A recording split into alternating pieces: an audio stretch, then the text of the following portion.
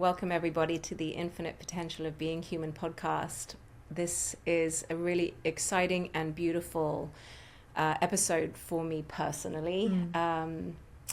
We have a guest here today that has written a book that has moved me, and I'm sure many, many women, many humans that are going to read it and that are reading it.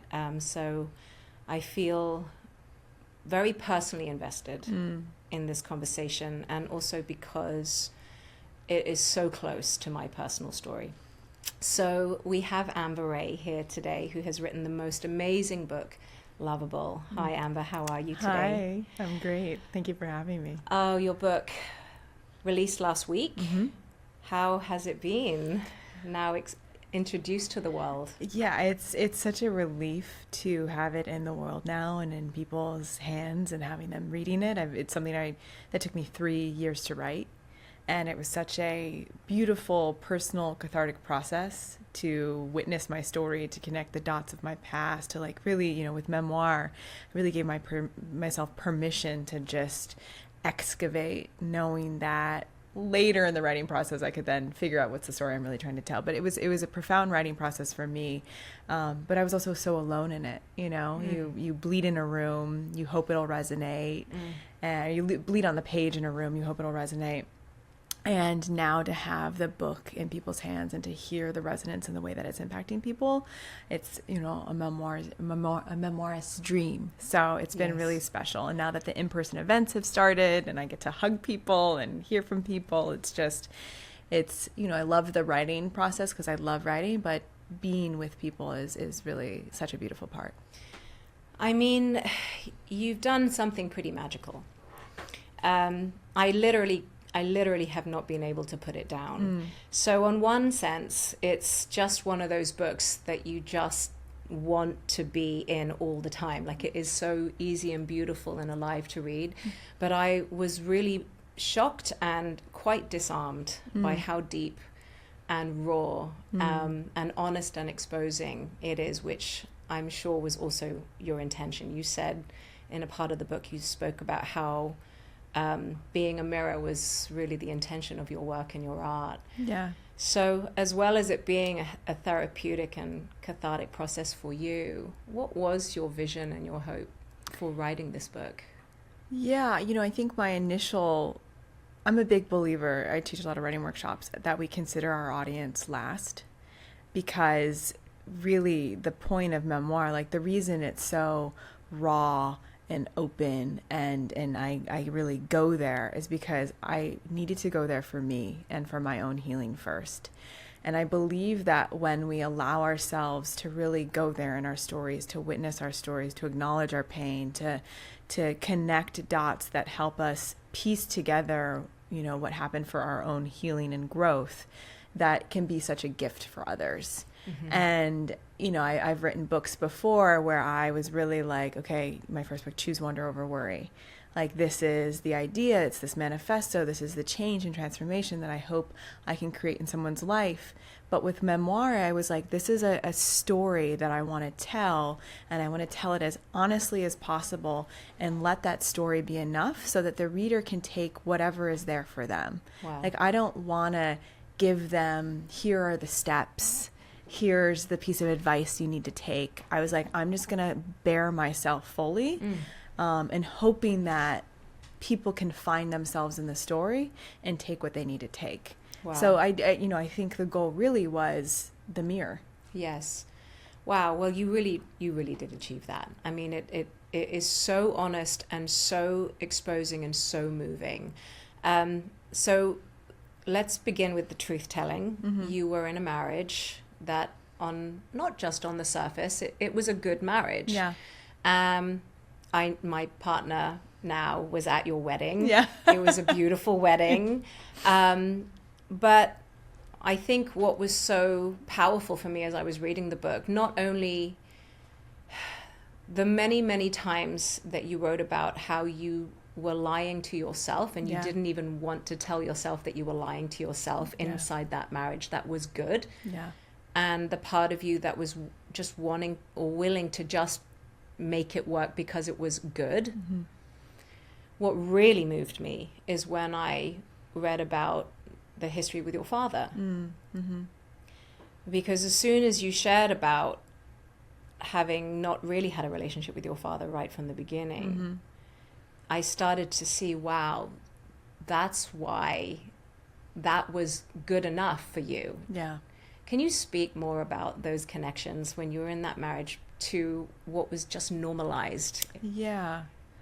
Yeah, I was just to mirror what you're saying. I was married to someone who was a good guy, but just wasn't my guy. But I didn't want to admit that to myself because a lot was good. And shouldn't I be grateful? And isn't it enough? And can't I make this work? And even though I had this persistent inner whisper that was like, are you sure this is right? You guys don't really have chemistry. You're not really having sex. Like, are your deepest needs being met here? That was alive. I just kept pushing that down because I was like, but can't this just be enough? And, when I left this 9-year relationship, which was with my best friend and never my romantic partner, a big question I had is, I spent 9 years here. Like, how the hell did I let that happen? Yes.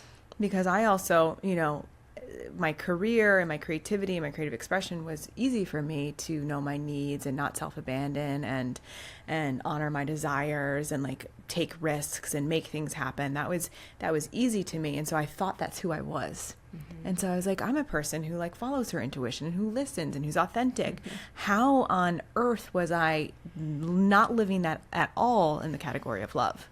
Yes. And so of course I had to understand my present, to look at my past. And that's when I began, with the help of a therapist, really unpacking my relationship with my father and then my stepfather. And my father got into a car accident and had a traumatic brain injury when I was 3. And so my first time that I remember meeting him, and he had left my mom and I before that, had a mistress, his whole thing.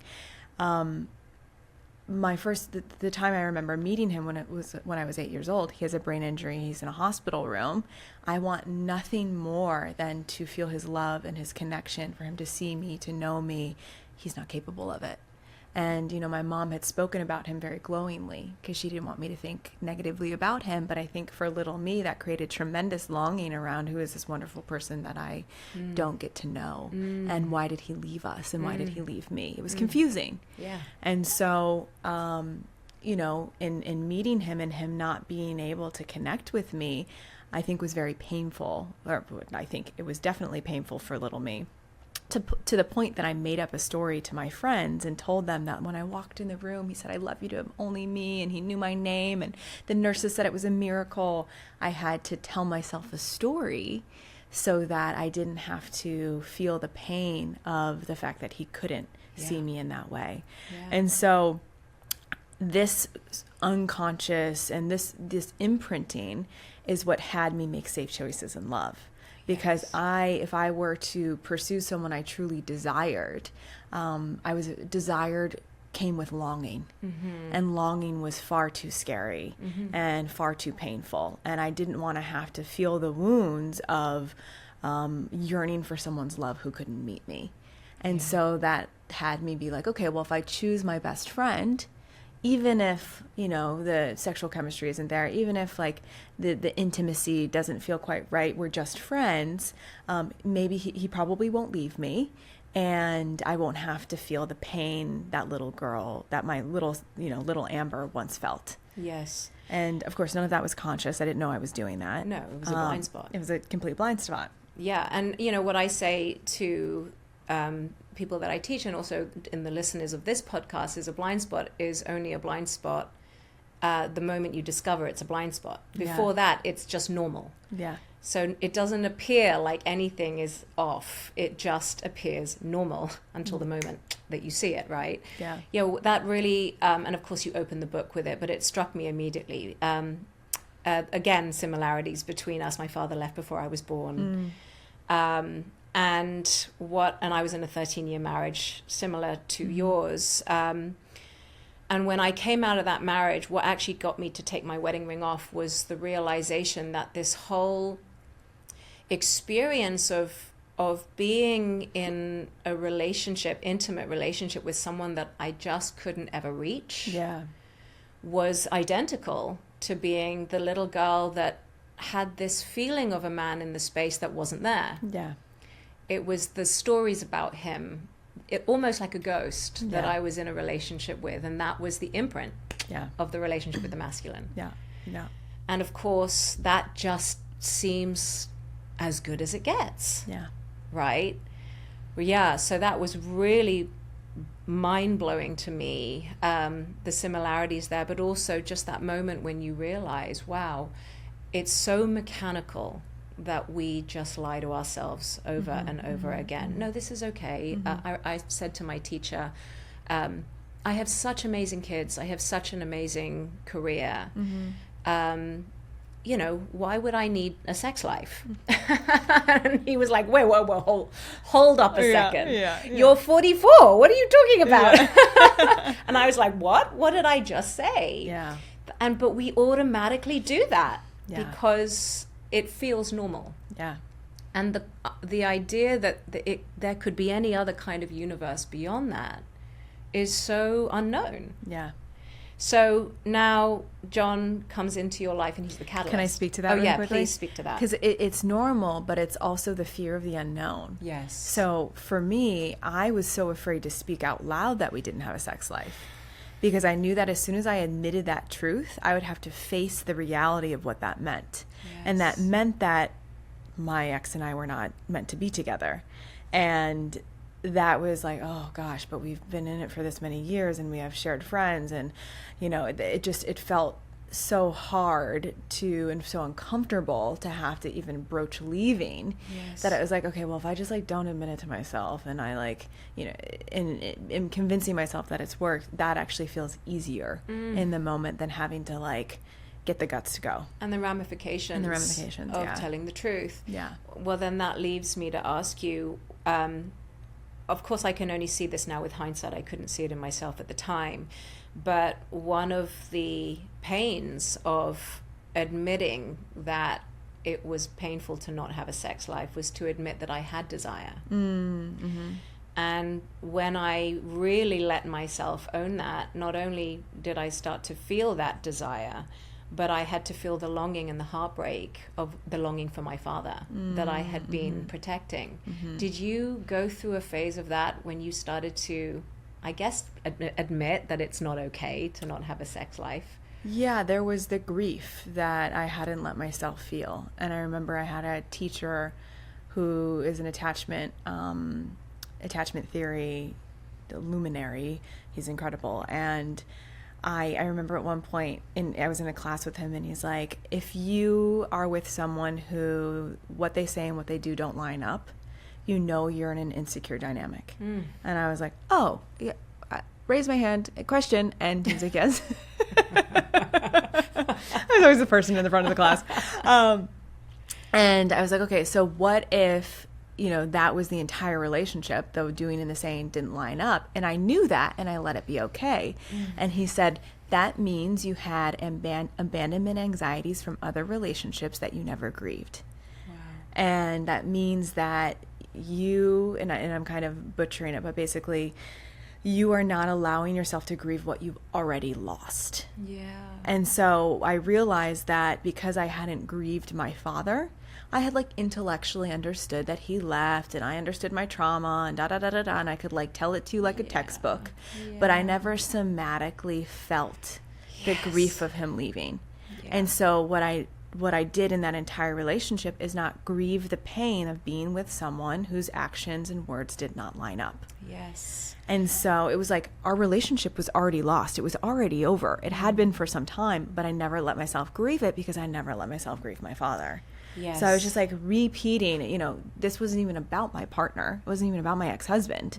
It was about feelings that I was too afraid to feel. Yeah. Oh my goodness. Like the moment that I took my wedding ring off, instead of grieving the end of the marriage, what I was grieving was the pain of my father. Yeah. And I think it's so important for everybody to hear this, you know, that as much work as we do, if we haven't yet felt the original pain, it's still there. Yeah. Yeah. And something in our life will keep repeating until we feel it. Yeah. Because the depth of that grief was crushing, Yeah. but also kind of beautiful and healing. Absolutely. Like my heart was opening and I didn't even know it was closed. Yes. It's like we need something to help us touch it. Yeah. And then what was unexpected for me is that I always thought, oh, dad stuff. My wounds are with my dad. And I didn't even realize until I was halfway through writing this book that not only was my ex a surrogate for my wounds with my father, but even perhaps more pressingly, he was a surrogate for the wounds with my mother. And I was like, I don't have any wounding with my mom. Impossible. Yeah. And then, I'm good there. We're best friends, that narrative. And I realized that, yes, it was like the longing. There was the whole piece about the father, but the whole piece about the mom was that I always wanted to like fix my mom and make her okay and make her better and make her help her take care of herself. And that was my exact patterning. I was like, oh, if I can coach him, help him, teach him how to take care of himself, then we'll be okay. Then he'll be able to take care of me. And I realized that's what I was doing my entire life with my mom. Yes. And so because he seemed coachable, another reason I picked him, he was familiar but different. He seemed coachable. It's like, oh, if I can, with him, get him to change, then I'll resolve my early childhood wounding and then I'll be okay. Of course, that doesn't work. No.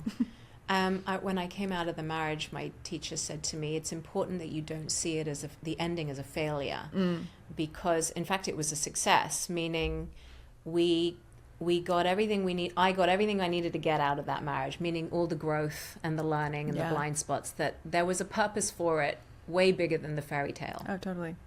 Right. And there, of course, there's a reason why we choose them. It's once you see it, it's like, oh, of course that's why I was in this marriage, right? And we wouldn't have been able to see it without them. Yeah.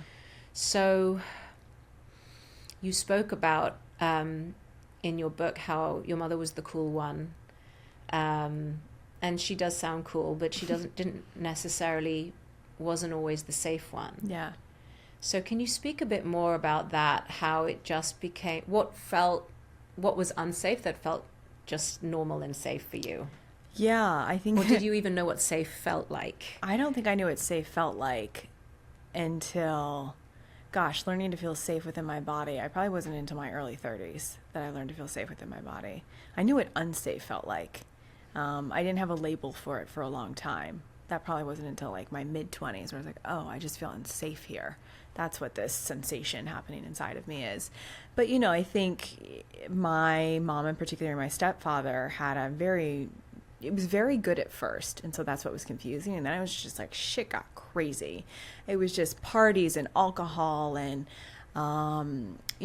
drunkenness and volatility and, not a lot of emotional intelligence or awareness. So, shifts in moods that were unexpected. And it was a lot of just emotional unpredictability matched with like two, my mom had me so young, two young-ish people who were just like working hard but partying harder.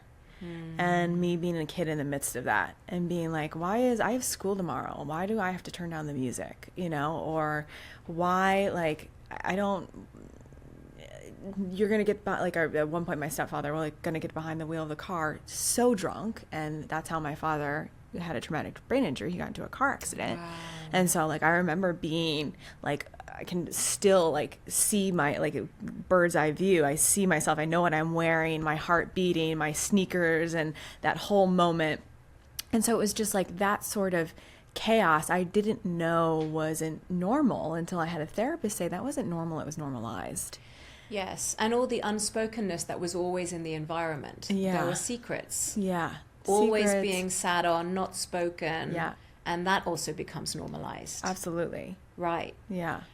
Of course, that mirrors, again, what you were experiencing in your marriage. Like, it's so unconscious until it's conscious. Yeah. I want to speak a bit more to the desire piece, because I feel like, first, I think a lot of women would find this quite both liberating and painful.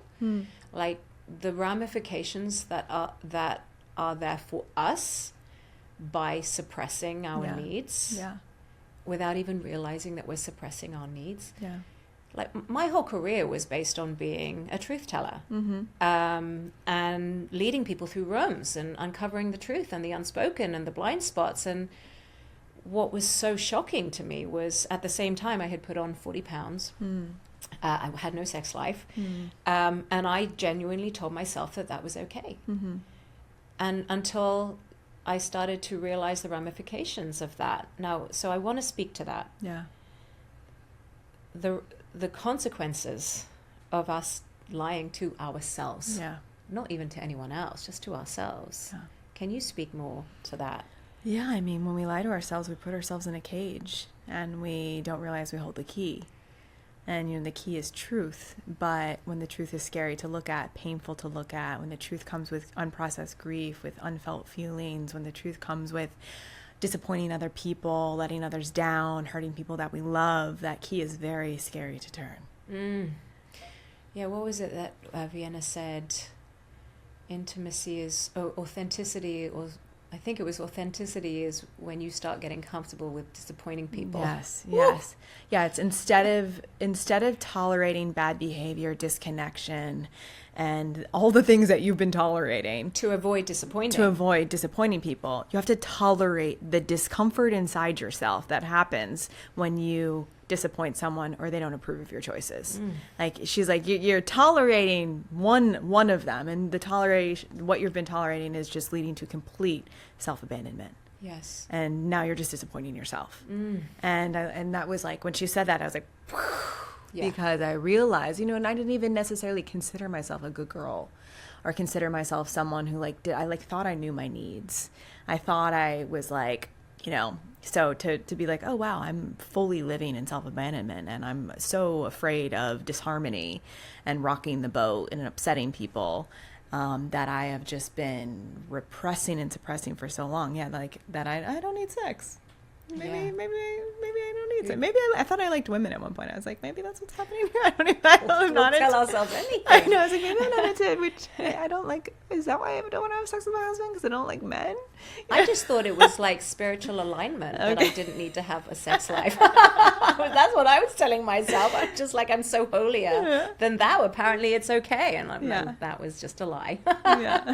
So speak about the catalyst. I think what's beautiful is that many people may think that your book may just be about the fairy tale and the love story. And one marriage, meet the love of your life and your soulmate, and boom, poof, that's the story. Isn't that what we all dream of? But of course, he's just, and you speak about John as the catalyst of the transformation.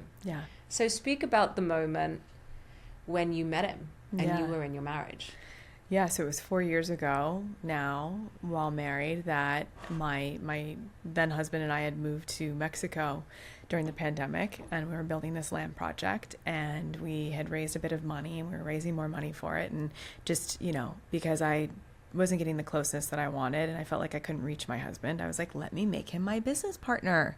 Then I will be able to reach him. Yes. That didn't work either. And so I'm in the midst of all of that. And these 3 people came walking towards us because they were coming to see the land project, and 2 of them were potential investors. And I said hello to the 2 of them, and then I turned my head and said hello last to John. And it was the second I looked into his eyes, I felt home. I felt this electric feeling, but that was also calm. And it was like the universe in his eyes. It's just, I was like, hello, my person. And I tilted my head, and he tilted his head, and he said, hello, I'm John. And it was just like, was this feeling of hello again. And so I did not know what to make of it, because it was 35 years old. It was the first time I had felt that feeling before. And so I was like, is this love? What is this? And so then they proceeded to come. We, told them the story of what we're doing. They were supposed to be there an hour, and 6 hours later, my ex had been talking business with the other 2, and John and I were in this bubble.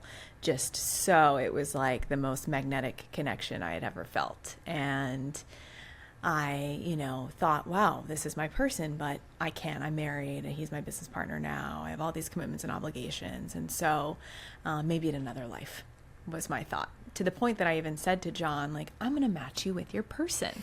I find that so wild. I was like, you're so like wonderful that like I want to be the one who finds your woman. If I can't have you, I'm going to find her. That's what I know I was going to find myself.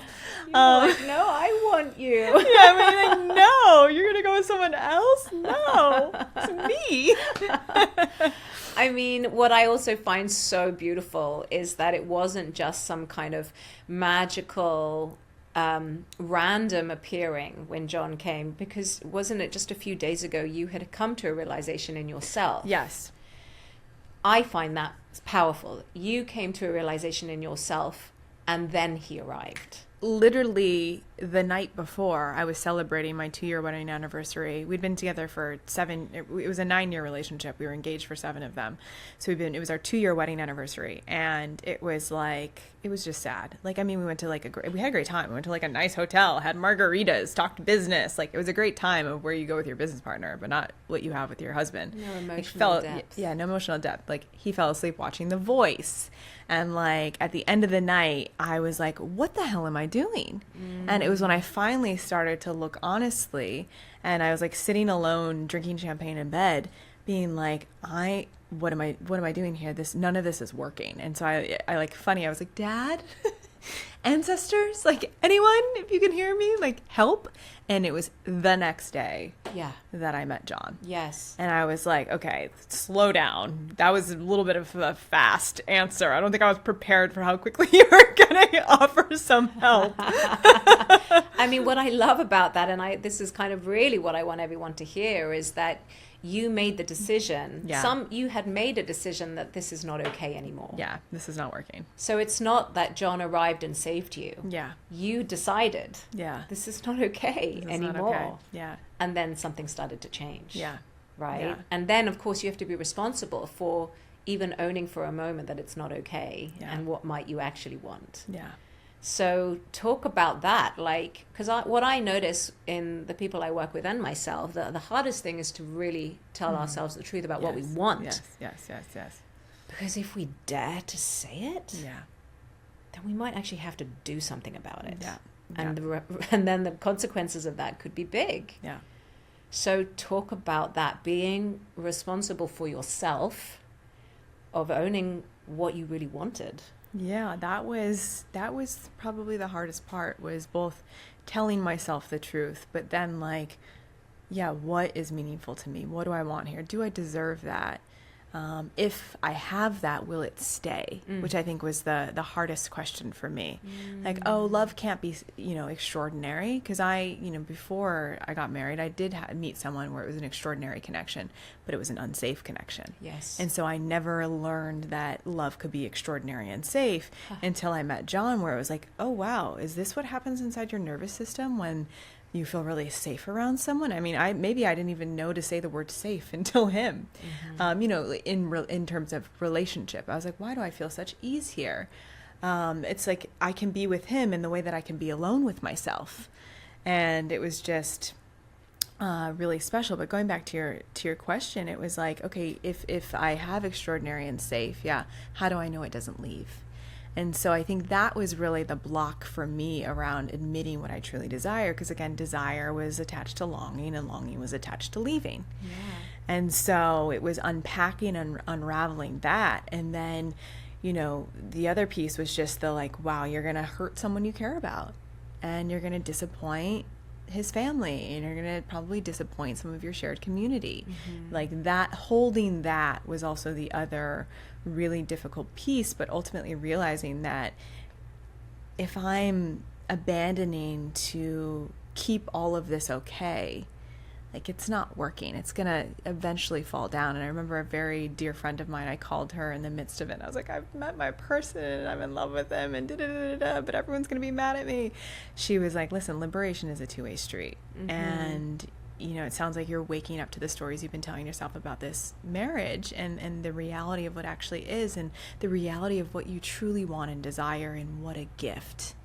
And so John was that mirror. It was like suddenly I could not lie to myself. And he was like someone who was just like so honest and of integrity and so real, and like no bullshit kind of New Yorker energy to him. And it was just like, I can't keep lying to myself. And so he was that mirror and that wake-up call that had me, finally admit the truth and then realize I had to do something about it, and had me realize that my needs matter, my desires matter, and I'm not that little girl anymore. Yeah. And so I can untangle, now that I'm aware of these stories, I can untangle them, and I can rewrite what this ending looks like. Yes. I find that part probably the most powerful, because I think a lot of women and a lot of people will think that the answer is you were choosing John, or you were choosing your first husband. Yeah.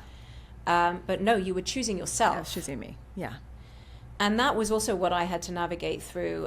Slightly different details. I ended my marriage, and then 6 weeks later I met Nick. Yeah. But I had to have made the decision that I cannot tolerate this anymore. Yeah. And I'm the one that had been tolerating it. Yeah. And I want more. Yeah. Before my reality started changing. Yeah. But once when I met Nick, and it was undeniable, it was just home. Yeah. And I started to have to be responsible for opening my heart and saying yes to this relationship. I have children, so I then had to be responsible for the ramifications of ending an entire world and their world. Yeah. And a lot of people would say to me, even my daughter would say to me, "How can you choose him over me?" And I would have to say to her, my 11-year-old daughter, "Darling, I'm not choosing him over you. Yeah. I'm choosing myself. Yeah. And by choosing myself, I can love you and be a mother to you in a better way than I ever could when I was not choosing myself." Yeah. And I think that is really such a deep-rooted piece, because how many of us had mothers that modeled to us what it looked like to choose themselves. Yeah. I don't think I've ever met anybody that had that. Yeah. And so the power of what we're modeling as well, I know it can feel destructive. Yeah. But the intention and the gift of it is healing. It's healing whole generational lines. Yeah. And creation comes through destruction. Yes. So, and there's what is it, Terry Real, he says in the book. Hold on, can I read it? Yeah. 1 second. Nick, will you give us time? Of course, it's 9:33. Oh, okay, good. We have time. Just what you said reminded me of this. Terry Real says, family dysfunction rolls down from generation to generation like a fire in the woods, taking down everything in its path until one person in one generation has the courage to turn and face the flames. That person brings peace to their ancestors and spares the children that follow. Yes. It's like you were like, wait a minute, this is what I'm modeling to my child, and she might not understand now because she's 11, but I'm going to show her what choosing myself looks like. I'm going to end the dysfunction here.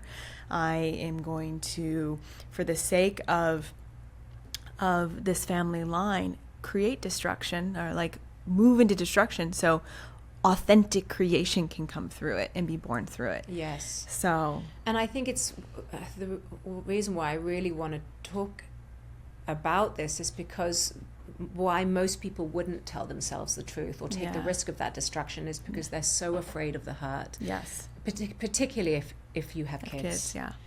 And I want to share it that, my daughter quite literally now, she has said to me, "I have never seen you this happy, so something wonderful must be happening." Mm-hmm. And that was as her world was literally collapsing. Yeah. Yeah. So, and I kept saying to her, it is going to be hard at first. Yeah. But please trust me. Yeah. You're going to see that it's going to get better. It's going to be better. Yeah. Because everyone now is telling the truth. Yeah. It's better for my ex-husband, it's better for her, it's better for my son, and better for me. And then everything just reorganizes into a much more honest and aligned place. Yeah. So how have women received your story? Have you gotten any backlash? Has it triggered people? Yeah, I mean, I'm getting both. This is I think stories about love and leaving bring up a lot for a lot of people.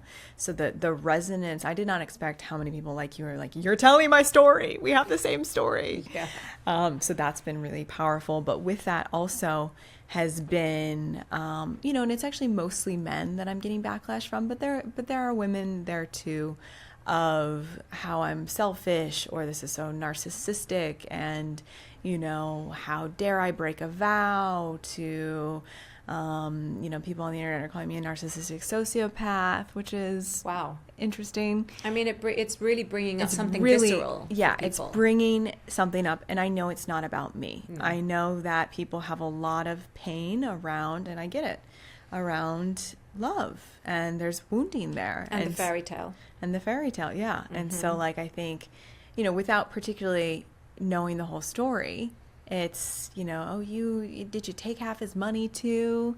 A whole range of things. And then, the internet takes your things to certain places. So I have I remember seeing one really what felt like an insane comment. And then it was a pro patriarchy account. Wow. Where it was like, we believe in, genders being in their gender. Right. And just, so it's, it's been interesting, but the aha moment for me has been, I have one video on Instagram that has 7,000 comments. Half of them are like, this is my life. Half of them are, is you're the worst person and what's wrong with the world and toxic feminism and blah, blah, blah. But what I realize is that all of those hateful comments mean two things. One, this is why people stay. Yeah. And so it's given me fire because people are so afraid of the backlash because we're so biologically programmed to belong. People are so afraid of the backlash and not belonging that they stay in things that they've long outgrown.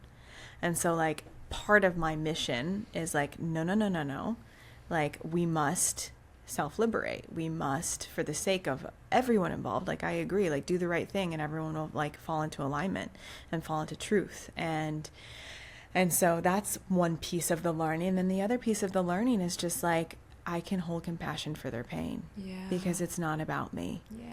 And I get that my story is triggering, but it's, sometimes we have to feel and face wounds in order to resolve them. And so I think my story is touching people in that way. And I'm just learning to meet the hate with compassion. Yes. And meet the hate with love. Yes. Because,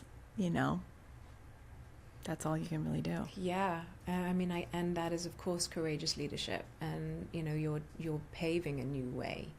And it's needed. So many of us are really being invited to pave a new way rather than just repeating an improved version of the past.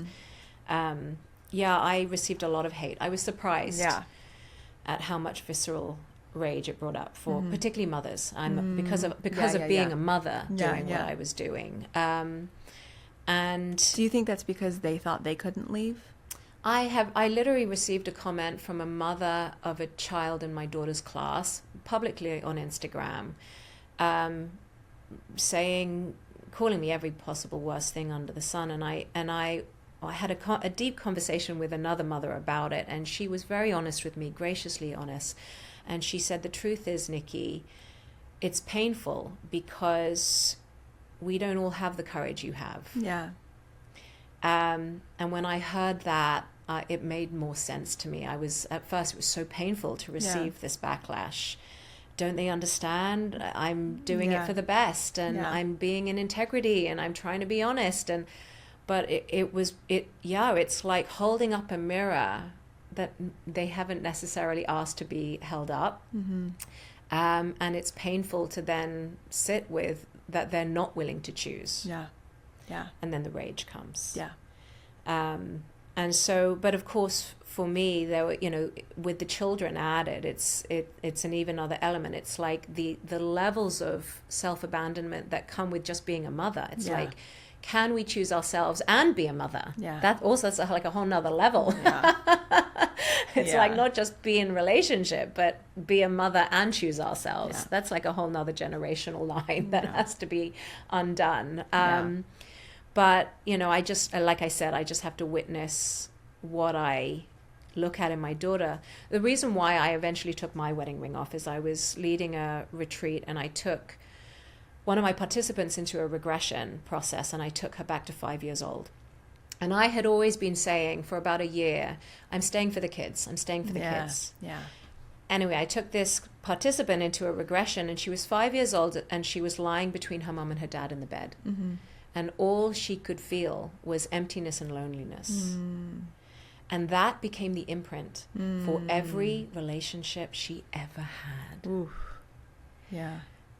And my little boy was sleeping between me and my husband, ex-husband. And I came out of that session, I broke down, and I took my wedding ring off. And I think what we don't realize is that it's not what we say that is being imprinted, it's who we're being. Yeah. And, you know, if the children are absorbing who we're being, we absorbed who our parents were being. Yeah. And that became the imprint, right? Yeah. Yeah. Wow. Oof. Yeah. That was a powerful. It was a powerful moment. Yeah. And I love that you're giving women permission, because the stay for the kids.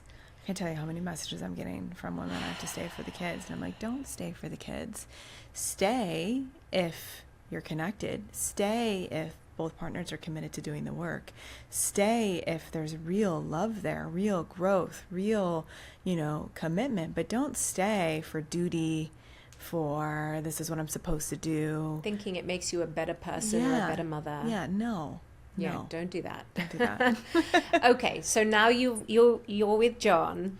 Oh, and one thing I want to add is Yes. that in terms of the backlash, I was not initially, just to be clear, I found it very upsetting, particularly like now when I'm, many years in and doing my book and getting backlash from the internet. That's one thing. But like backlash from friend group was heartbreaking. It was like, and not only did it reflect my own internalized shame of like, oh, wow, I was married when I met someone and then I left my husband. I'm such a bad girl, which was my belief at the time.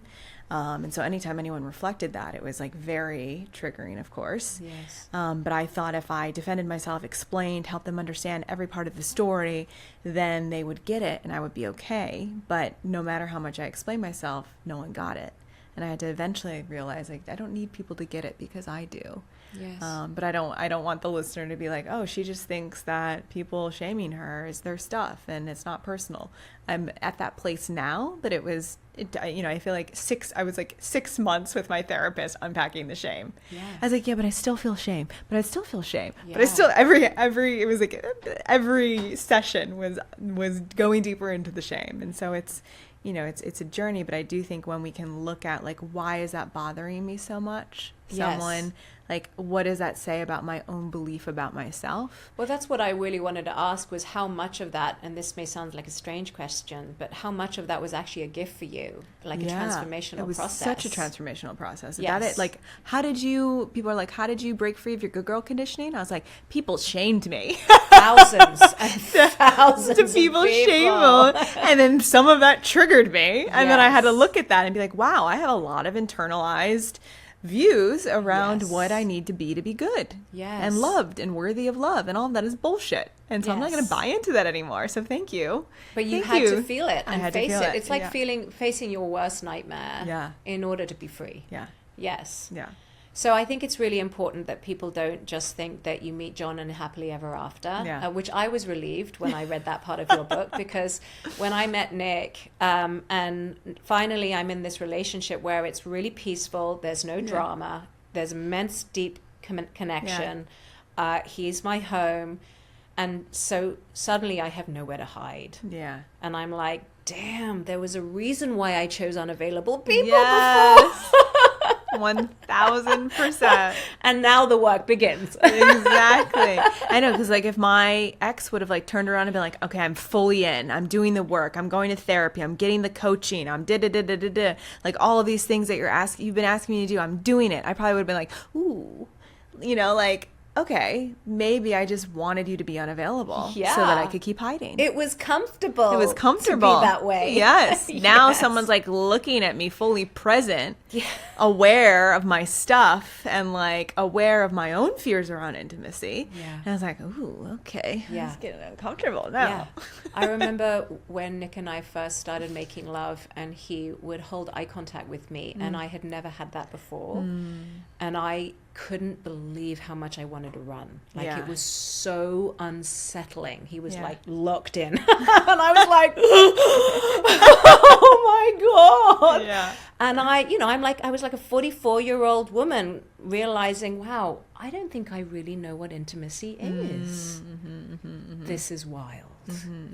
So can you speak about the journey since having, you've got what you wanted. Yeah. And now you have to learn more about yourself. Speak more about that. Yeah, and it was funny because I was like, okay, I did the big thing. I like left the marriage where I was unfulfilled. I've like blown it all up. I've like dealt with people's opinions about it. Now I'm free. John's picking me up at the air, and I was like flying to LA with my belongings. We'd committed to our lives to each other, and we hadn't yet kissed. And I was a wreck on that plane because I was like, oh my God, I haven't had sex in 9 years, or barely. And now I'm about to be with my person. And all of these insecurities started immediately coming up of like, what if I can't measure up? What if I don't know how to like do this anymore? Like, if I can't pleasure or satisfy him, will he leave? And so that's when I was like, okay, here's all my abandonment anxiety that I never felt, or, chose relationships where I wouldn't have to feel it because it's so overwhelming and so preoccupying that it was just a distraction. And so I was like, okay, God, I was so annoyed. There's more work to be done. I just want to enjoy this. Just let me enjoy it. No, there's more here. Like, so that's funny. I was very annoyed. But then it was this beautiful process of like anxiety and surrender. And the real gift was learning intimacy, which is being able to name vulnerably what was going on. Because like when we went to have sex the first time, I was so terrified. I like stood as a deer in headlights. My arms were like pinned to my side. I like didn't know what to, which I tell the story in the book. And then I was like, this is, and he kept like trying with eye contact, like what you were saying, to like bring me back in. And finally after, because he noticed, and I just spoke to what I was feeling. And it led to these like really open-hearted, vulnerable conversations where like I thought I was intimate in the past, but I realized I was just like talking about vulnerability, not practicing vulnerability, which is a much scarier thing. Yeah. So like that was one of the edges, but then also just the like, I also chose dynamics where there was a lot of conflict avoidance. We never fought. We got along, and I thought that was a good thing.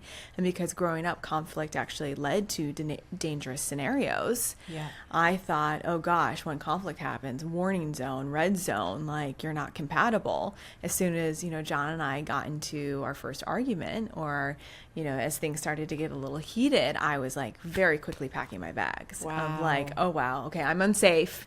We're fighting. This means we're not compatible. It's over. I remember going to my therapist, and we had gotten into a big fight about soap. And I love that story. Not actually about soap, but about soap. And, she laughed, and she was like, conflict isn't what breaks up relationships. It's a lack of repair. And this is what happens when couples shack up.